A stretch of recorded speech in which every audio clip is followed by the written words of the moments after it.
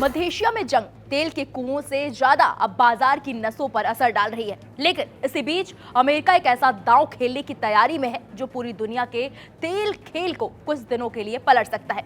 सोचिए, समुद्र में खड़े जहाजों में पड़ा करोड़ों बैरल तेल अगर अचानक बाजार में आ जाए तो क्या होगा।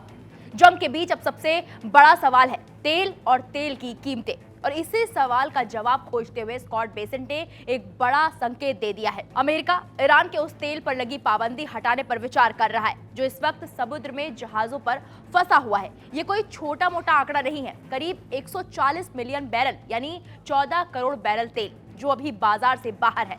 अगर इस तेल को बाजार में आने की इजाजत मिलती है तो सप्लाई अचानक बढ़ेगी और कीमतों पर जो दबाव बना हुआ है उसे कुछ हद तक राहत मिल सकती है।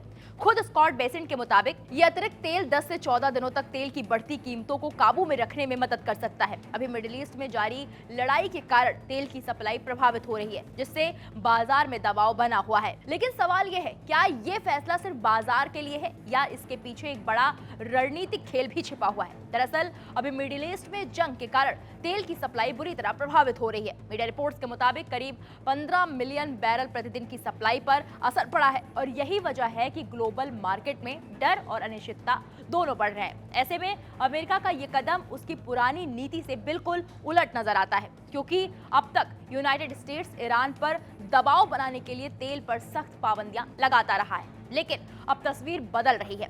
जंग के दौर में अमेरिका के लिए सबसे बड़ी चुनौती है तेल की कीमतों को नियंत्रण में रखना और वैश्विक अर्थव्यवस्था को झटकों से बचाना।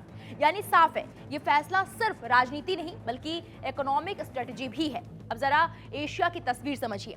अभी तक ईरान का ज्यादातर तेल चाइना जा रहा है, लेकिन अगर पाबंदी हटती है तो यही तेल इंडिया, जापान, इंडोनेशिया, मलेशिया और सिंगापुर जैसे देशों तक पहुंच सकता है।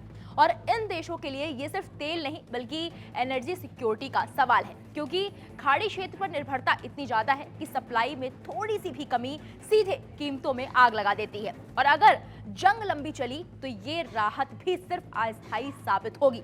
यानी आज भले ही कीमतों को कुछ राहत मिल जाए, लेकिन असली खेल अब भी मध्य एशिया की जंग तय करेगी।